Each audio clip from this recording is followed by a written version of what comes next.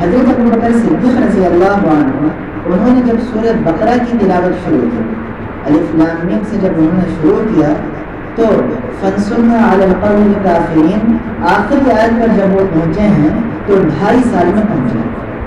صرف سورہ بقرہ میں انہوں نے 2.5 سال لگا دیے، ان کا بھی وہی حال تھا. تو حضرت پاک صلی اللہ علیہ وسلم نے صحابہ کو یقین کی بنیاد پر کھڑا کیا. حضرت علی رضی اللہ تعالیٰ عنہ عراق کے سفر میں بیمار ہوئے تو ان کے ساتھ جو ان کے خادم تھے حضرت ابو فضالہ انصاری رضی اللہ عنہ بدری صحابی، وہ ان کے ساتھ موجود تھے. انہوں نے کہا کہ حضرت آپ جو ہے عراق سے سفر کر کے مدینہ پہنچ جائیں، یہ آپ کے لیے عافیت ہے. حضرت علی رضی اللہ عنہ نے پوچھا کہ ابو فضالہ اس میں کیا حرج ہے، میں اگر عراق میں ہی رہوں اس میں کیا حرج ہے؟ انہوں نے کہا کہ حضرت آپ اس بیماری میں پریشان ہیں، تکلیف میں تڑپ رہے ہیں، اللہ نہ کرے اگر اس بیماری میں آپ کا انتقال ہو گیا تو آپ کو غسل دینے والے یہ عراق والے ہوں گے، آپ کو کفن پہنانے والے یہ عراق والے ہوں گے، آپ کی قبر کھودنے والے یہ عراق والے ہوں گے، آپ کا نماز جنازہ پڑھنے والے یہ عراق والے ہوں گے. اور یہ سب کے سب ان پڑھ ہیں، جاہل ہیں، ان کے اندر وہ صلاحیت نہیں جو مدینہ والوں کے اندر ہے. لیکن اگر آپ ہمت کر کے عراق سے نکل کر مدینہ پہنچ جائیں گے اور وہاں آپ کا انتقال ہوگا تو آپ کو غسل دینے والے حضور پاک صلی اللہ علیہ وسلم کے صحابہ ہوں گے، آپ کو آپ کی تکفین والے صحابہ ہوں گے، آپ کی قبر کھودنے والے صحابہ ہوں گے، حتیٰ کہ آپ کی نماز جنازہ پڑھنے والے وہ بھی صحابہ ہوں گے. تو بجائے عراق میں مرنے کے مدینے میں مرنا آپ کے لیے افضل ہے. حضرت علی رضی اللہ عنہ نے فوراً جواب دیا کہ ابو فضالہ میں اس بیماری میں مرنے والا نہیں. یہ تھا یقین، کامل یقین جو ہے وہ اسی کا نام ہے.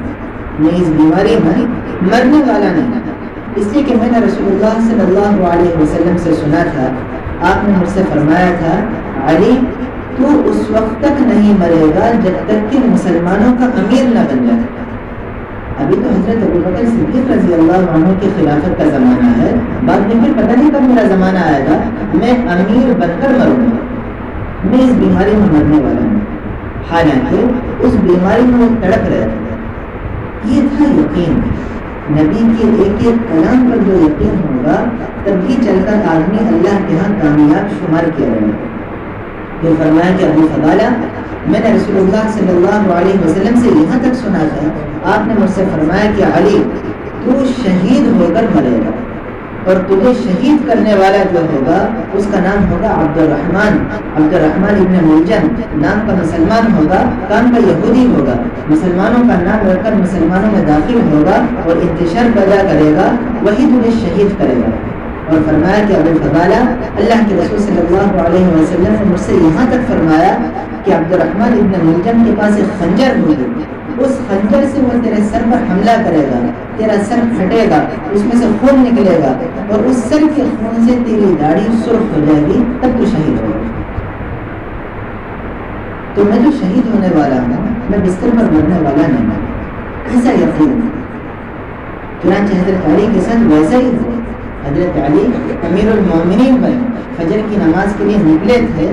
وہ کمبخت عبد الرحمن ابن ملجم راستے میں آیا اندھیرے میں اور ایک خنجر سے اس نے سر پر حملہ کیا، آپ کا سر پھٹا، خون نکلا اور اس خون سے آپ کی داڑھی سرخ ہو گئی اور اسی حال میں ان کا انتقال ہو گیا، شہید ہو گئے.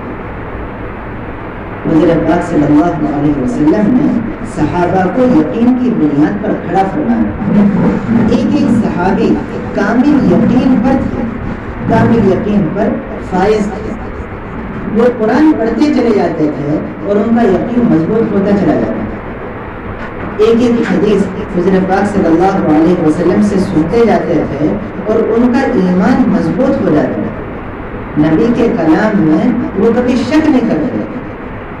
ایک صحابی آئے، آ کر انہوں نے پوچھا کہ یا رسول اللہ میں سب سے بڑا عالم بننا چاہتا ہوں، میں کیا کروں؟ مسند احمد کے اندر یہ واقعہ لکھا ہے. آپ نے فرمایا اتق اللہ تکن اعلم الناس، تقوی اختیار کرو سب سے بڑے عالم بن جاؤ، یعنی اللہ کا خوف، اللہ کا ڈر، اللہ کی خشیت، اسی کو اختیار کر لو، سب سے بڑے عالم بن جاؤ۔ انہوں نے پوچھا کہ یا رسول اللہ میں چاہتا ہوں ہر انسان میری عزت کرے، میں کیا کروں؟ دیکھو سوال تھا دنیا کا سوال انہوں نے پوچھا کہ ہر کوئی میری عزت کرے، میری عزت ہو، میرا نام ہو، میری شہرت ہو۔ دنیا کا سوال پوچھنا یہ عیب نہیں ہے، اس مسئلے کا حل قرآن و حدیث سے تلاش کرنا یہ اصل کامیابی کی راہ ہے، لیکن اسی مسئلے کا حل قرآن و حدیث سے ہٹ کر تلاش کرنا یہ گمراہی کی راہ ہے، گمراہی کا راستہ ہے۔ انہوں نے کیا پوچھا؟ میں چاہتا ہوں ہر انسان میری عزت کرے، میں کیا کروں؟ آپ صلی اللہ علیہ وسلم نے فرمایا تم ہر انسان کی خدمت کرنا شروع کر دو، ہر انسان تمہاری عزت کرنا شروع کر دے گا، مسئلہ حل ہو گیا۔ اب ہمیں یہاں عقل یہ دوڑانا ہے کہ خدمت کا عزت سے کیا تعلق؟ یہ ہے شیطانی حملہ۔ شیطان کا حملہ کیا ہوتا ہے؟ عزت، خدمت کا عزت سے کیا تعلق؟ کبھی دیکھا خدمت کرنے والے سے لوگ مسافہ کر رہے ہوں، بیان کرنے والے سے لوگ مسافہ کر رہے ہوں، یہ دیکھے ہوں گے، لیکن خدمت کرنے والا، پانی پلانے والا، دسترخوان اٹھانے والا اس سے کوئی مسافہ نہیں کرتا۔ لیکن حضرت پاک صلی اللہ علیہ وسلم نے فرمایا خدمت کے اندر عزت ہے، بس اب ہمارا یقین بن جائے کہ خدمت کے اندر عزت ہے۔ پھر انہوں نے پوچھا کہ یا رسول اللہ میں چاہتا ہوں کہ سب سے بڑا مالدار بن جاؤں، میں کیا کروں؟ اب دیکھو پھر سے انہوں نے سوال پوچھا دنیا کا سوال پوچھنا یہ عیب نہیں ہے، ہم دنیا میں آئے ہیں، اللہ نے ہمیں بھیجا ہے، تو اس دنیا میں زندگی گزارنے کے مرحلے قرآن و حدیث کے اندر اللہ تبارک و تعالیٰ نے جگہ جگہ بیان فرمایا اور اسی کے اندر ہمیں مسئلے کا حل تلاش کرانا ہے۔ کیا پوچھا؟ میں چاہتا ہوں میرا مال بڑھ جائے، میرے مال میں برکت ہو، میں کیا کروں؟ آپ صلی اللہ علیہ وسلم نے فرمایا ہمیشہ باوضو رہو، سب سے بڑے مالدار بن جاؤ، مسئلہ حل ہو گیا۔ اب یہاں عقل نہیں دوڑانا کہ وضو کا مال کی بڑھوتری سے کیا تعلق، یہ ہے شیطانی حملہ۔ شیطان کا حملہ کیا ہوتا ہے؟ اپنی عقل کو انسان دوڑانے لگ جاتا ہے کہ میں باوضو رہوں گا تو مال کیسے بڑھے گا؟ نہیں، میرے نبی نے کہہ دیا برحق ہے، اس میں شک کی کوئی گنجائش نہیں۔ یہ ہے کمال ایمان۔ یہ کیا ہے؟ یہ ہے کمال ایمان، اسی کے اندر کامیابی کا دروازہ کھلا۔ تو میرے محترم بزرگوں عزیز اور بھائیوں، حضرت پاک صلی اللہ علیہ وسلم نے صحابہ کو یقین کی بنیاد پر کھڑا کیا۔ ہماری جو محنت ہے، ہماری جو جلد گرت ہے، ہمارا ایک دوسرے سے ملاقات کرنا، اسی ایمان و یقین کو تازہ کرنے والا عمل۔ ایک دوسرے سے ملاقات کرنا اسلاف کا یہ معمول رہا، اسلاف کا یہ معمول تھا، جب بھی ایک دوسرے سے ملاقات کرتے تھے تو ملاقات کرنے کی ابتدا اور ملاقات کرنے کی انتہا جب رخصت ہوتے تھے تو سورۃ العصر کی تلاوت کر کے رخصت ہوتے تھے، ان کا معمول تھا۔ کیوں؟ اسی کی سورۃ العصر کے اندر اللہ تبارک و تعالیٰ نے اسی ایمان کی تجدید کا حکم دیا۔ والعصر، زمانے کی قسم، ان الانسان لفی خسر، کہ تمام کے تمام انسان خسارے کے اندر ہیں، الا الذین آمنوا وعملوا الصالحات وتواصوا بالحق وتواصوا بالصبر، مگر وہ لوگ خسارے میں نہیں ہوں گے جو ایمان لائے، اعمال صالحہ اختیار کیا، ایک دوسرے کو حق کی دعوت دیتے رہے اور صبر کی دعوت دیتے رہے۔ وتواصوا کا مطلب ہی یہ ہے ایمان والے ایمان والوں کو دعوت دیں، غیروں کو دعوت دینا یہ دوسرے نمبر پر ہے۔ پہلے نمبر پر سورۃ العصر کا تقاضا ایمان والا ایمان والے کو دعوت دے، وتواصوا کا تقاضا ہی ہے ایک دوسرے کو حق کی دعوت دینا اور حق کے راستے کے اندر سب سے زیادہ صبر سے چلنا ہے۔ سب سے زیادہ حق بات کے اندر آدمی صبر کرے یہ کمال نہیں ہے، باطل بات سامنے آئے اس کے اندر صبر اختیار کرنا یہ نبوت والا راستہ ہے۔ لوگ کہتے ہیں نا غلط بات میں برداشت نہیں کر سکتا، بے وقوفی ہے۔ غلط بات ہی تو برداشت کرنے کی ہے، صحیح بات کو برداشت کرے گا۔ صحیح بات برداشت کرنا کون سا کمال ہوا؟ غلط بات برداشت کرنا یہ نبوت کا کمال درجہ ہے۔ اصل صبر یہی ہے، متواصل صبر کے اندر اسی کا حکم ہے، ایک دوسرے کو صبر کی تلقین کرنا۔ حضرت پاک صلی اللہ علیہ وسلم نے صحابہ کو اسی یقین پر کھڑا فرمایا۔ حضرت عمار بن یاسر رضی اللہ عنہ ایک مرتبہ بیمار ہو گئے، تو جس خاتون نے ان کی پرورش کی تھی وہ پاس بیٹھی تھی، رونے لگی۔ حضرت عمار نے پوچھا کہ اماں جان آپ روتی کیوں ہیں؟ انہوں نے کہا کہ میرے بیٹے اس بیماری میں تو تڑپ رہا ہے، مجھے ڈر ہے کہ کہیں طرح انتقال نہ ہو جائے، کہ میرا کیا ہوگا؟ حضرت عمار رضی اللہ عنہ نے جواب دیا کہ اماں جان میں اس بیماری میں مرنے والا نہیں۔ یہ تھا کمال یقین، یہ تھا اصل یقین، میں اس بیماری میں مرنے والا نہیں۔ اس لیے کہ میں نے رسول اللہ صلی اللہ علیہ وسلم سے سنا تھا، آپ نے مجھ سے فرمایا تھا کہ عمار مسلمانوں کے درمیان ایک جنگ ہوگی، اس جنگ میں تو شریک ہوگا اور تو شہید ہو جائے گا۔ میں تو جنگ کے میدان میں شہید ہونے والا ہوں، میں بستر پر مرنے والا نہیں۔ یہ تھا کمال یقین۔ چنانچہ ان کے ساتھ ویسا ہی ہوا۔ حضرت پاک صلی اللہ علیہ وسلم نے حضرت عمار بن یاسر رضی اللہ عنہ کو مہینہ، تاریخ، جگہ، دن سب کچھ بتا دیا، کون سا مہینہ ہوگا، کون سی تاریخ ہوگی، کون سی جگہ ہوگی اور کون سا دن ہوگا، اور کہاں پر تجھے شہید کیا جائے گا اور کون سی جماعت تجھے شہید کرے گی، سب کچھ بتا دیا۔ وہ مہینہ آ گیا، وہ تاریخ آ گئی، وہ دن آ گیا، اور صبح کا وقت تھا اور جنگ کا میدان۔ حضرت عمار بن یاسر رضی اللہ عنہ صبح فجر کی نماز پڑھ کر اپنا جنگی سامان، جنگی لباس تیار کر کے پہن کر نکلنے کی تیاری کر رہے تھے۔ جنگی تلوار انہوں نے تیار کیا، جنگی اسلحہ تیار کیا، جنگی لباس پہن کر وہ میدان میں داخل ہوئے۔ اب جب میدان میں داخل ہوئے ہیں تو کیا منظر دیکھتے ہیں؟ یہ آگے بڑھتے چلے جا رہے ہیں، جو بھی آدمی ان کے پاس آتا یہ اس پر وار کر دیتے، سامنے والے کی ہمت نہیں ہوتی ان پر حملہ کرنے، بجائے شہید ہونے کے اس کو جو ہے قتل کر دیتا۔ آگے بڑھے، پھر ایک دوسرا آیا، اس کے حملہ کرنے سے پہلے انہوں نے حملہ کر دیا، وہ بھی مر گیا۔ پورے میدان کے اندر ان کے ساتھ یہی ہے۔ یہ دوڑتے ہوئے آئے حضرت علی رضی اللہ عنہ کے پاس، آ کر پوچھا کہ امیر المومنین آپ کو یاد ہے وہ دن حضرت پاک صلی اللہ علیہ وسلم نے مجھ سے فرمایا تھا کہ عمار تجھے باغیوں کی جماعت شہید کرے گی، اور آج ہی کا دن ہے وہ جس دن کے بارے میں حضرت پاک صلی اللہ علیہ وسلم نے خبر دی تھی، لیکن میں شہید کب ہوں گا؟ کسی کی ہمت نہیں ہوتی میرے اوپر حملہ کرنے کی، میں شہید کب ہوں گا؟ مجھے تو نبی کے پاس جانا ہے، صحابہ کے پاس جانا ہے، ابو بکر و عمر کے پاس جانا ہے، ان سے ملاقات کرنا ہے، لیکن میں شہید کب ہوں گا؟ حضرت علی رضی اللہ عنہ نے جواب دیا کہ عمار اس وقت ہم سب جنگ کے میدان میں ہیں، ہم سب کی فکریں ایک ہونی چاہیے، اگر ہم میں سے کسی ایک کی فکر ہٹ گئی تو یہ میدان ہمارے ہاتھ سے نکل جائے گا۔ اس وقت جنگ پر دھیان دو، ادھر ادھر کی باتوں پر خیال مت کرو، یہ کہہ کر انہیں بھیج دیا۔ اب یہ پھر سے میدان میں آئے، دوبارہ وہی حال، بجائے سامنے والا حملہ کرنے کے حضرت عمار اس پر حملہ کر دیتے اور اس کو قتل کر دیتے۔ پھر حضرت علی کے پاس آئے، اس طرح 3 مرتبہ انہوں نے چکر لگایا حضرت علی کے پاس۔ اب جب 4تھی مرتبہ میدان میں آئے ہیں، اس بار کچھ شریروں نے ان پر حملہ کر دیا، زخمی حالت میں زمین پر گر گئے، تڑپنے لگے، پیاس لگی، پانی مانگا۔ ایک نوجوان لڑکا دودھ کا پیالہ لے کر حاضر ہوا۔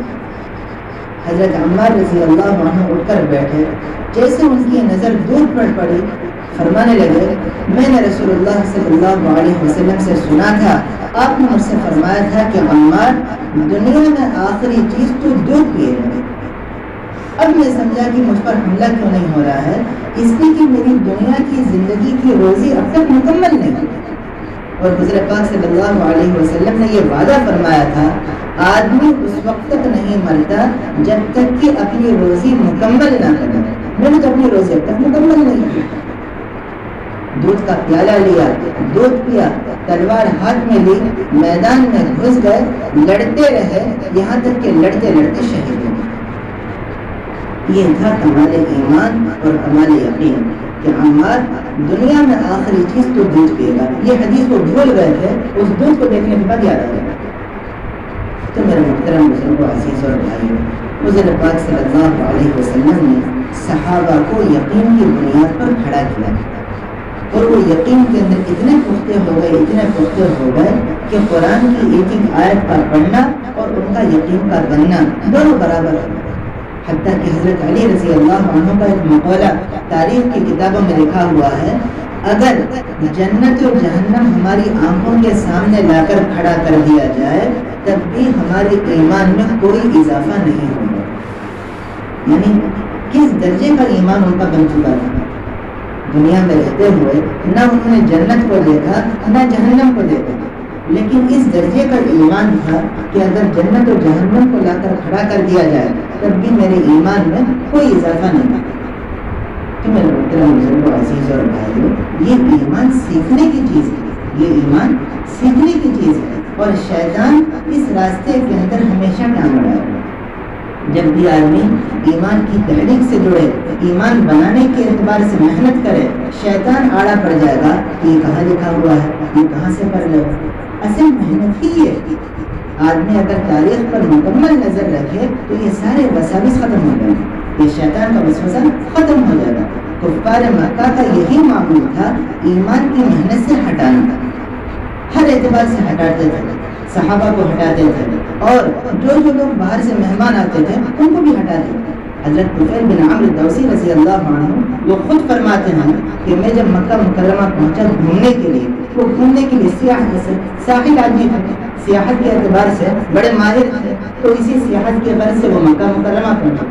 تو فرماتے ہیں کہ جیسے میں مکہ میں داخل ہوا, کفار مکہ نے مجھے گھیر لیا اور میرا بہت اچھے انداز میں استقبال کیا, لیکن استقبال کے ساتھ ساتھ انہوں نے یہ بھی کہہ دیا کہ دیکھو ہمارے شہر کے اندر ایک پاگل ہے جس کا نام محمد ہے, نعوذ باللہ, اس کی باتوں کے اندر جادو ہے, اس کی آواز جس کے کانوں میں پہنچ جاتی ہے وہ آدمی باپ بیٹے کے اعتبار سے تفریق پیدا ہو جاتی ہے, میاں بیوی کے اعتبار سے تفریق پیدا ہو جاتی ہے, اور بھائی بھائی کے اعتبار سے دشمن بن جاتا ہے. اس سے ذرا بچ کے رہنا, اس کی آواز تمہارے کانوں میں نہ پہنچے. ایمان کی محنت کے اندر ہمیشہ شیطان ٹانگ رہا ہے. حضرت طفیل بن عمرو الدوسی رضی اللہ عنہ فرماتے ہیں, کفار مکہ نے مجھے اتنا ڈرایا کہ ڈر کے مارے میں نے اپنے کانوں کے اندر روئی ٹھوس لی.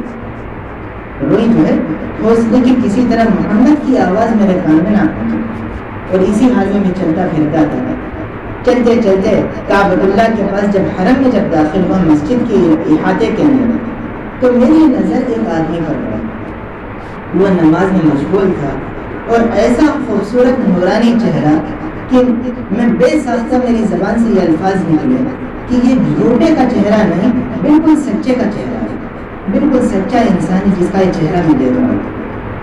بعد میں نے جب تحقیق کیا تو پتہ چلا یہی محمد ہے. میں ڈر کے مارے پیچھے ہٹا. پھر میرے دل میں خیال آیا کہ طفیل تو خود ایک بہت بڑا ادیب ہے, عربی کا شاعر ہے, تو کیوں اس سے ڈر گیا؟ پھر میں قریب جا کر بیٹھ گیا.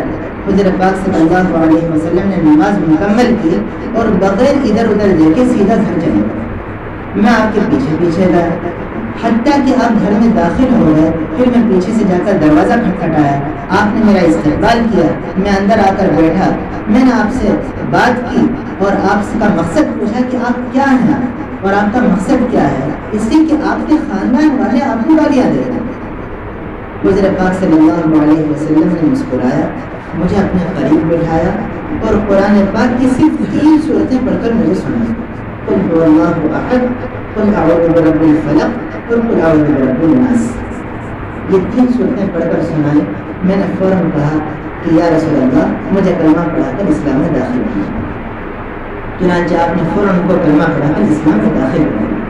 شیطان ایمان کی محنت سے روکنے کے لیے ہر قدم پر پیچھے لگا رہتا ہے. ہمیشہ یہ ایمان کی محنت سے دور کرنے کا یہ ہمیشہ بیڑا اختیار کرے گا. حضرت طفیل بن عمرو الدوسی رضی اللہ عنہ نے فرمایا کہ یا رسول اللہ, میرا جو قبیلہ ہے قبیلہ دوست, پورے قبیلے کا میں سردار ہوں. اور پورے قبیلے والوں کو اگر میں اٹھو کہوں گا تو اٹھ جائیں گے، بیٹھو کہوں گا تو بیٹھ جائیں گے، سفر کرنے کو کہوں گا تو سفر کریں گے، قیام کے لیے کہوں گا تو قیام کریں گے. یعنی ایسی میری چلتی ہے. آپ مجھے اجازت دے دیجیے میں اپنے قبیلے والوں کو جا کر دعوت دوں گا. آپ نے فرمایا جاؤ. چنانچہ حضرت طفیل بن عمرو آئے اپنے قبیلے میں، قبیلے دوست کو انہوں نے دعوت دی.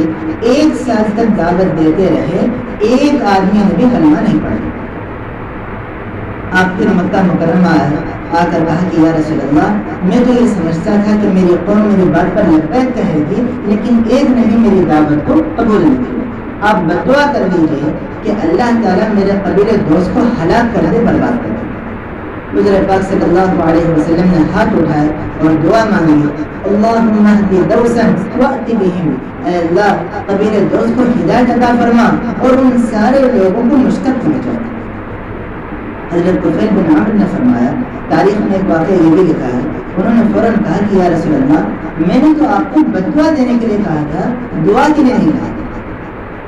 حضور پاک صلی اللہ علیہ وسلم نے فرمایا کہ طفیل، اللہ تبارک و تعالیٰ نے مجھے رحمت للعالمین بنایا ہے، سارے عالم کے اعتبار سے مجھے رحمت والا نبی بنایا ہے، بددعا دینے والا نبی نہیں بنایا. اب تم جا کر دعوت دو. چنانچہ حضرت طفیل بن عمرو دوسی اب اس بار جب وہ آئے ہیں تو اللہ کے فضل و کرم سے پورا کا پورا قبیلہ جس کے اندر 80 گھرانے تھے، 80 گھرانے سب کے سب اسلام میں داخل ہوئے اور پورے 80 گھرانوں کو لے کر حضور پاک صلی اللہ علیہ وسلم کی خدمت میں حاضر ہو گئے.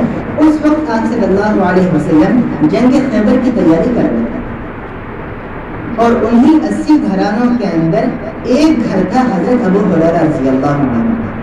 وہ جب اسلام میں داخل ہوئے ہیں تو زندگی کی آخری سانس تک وہ اسی کام میں لگتے رہے، بلکہ حضور پاک صلی اللہ علیہ وسلم کی زندگی کی آخری سانس تک آپ کے ساتھ چمٹ گئے اور صحابہ کے اندر سب سے بڑے شیخ الحدیث، سب سے بڑے محدث بنے.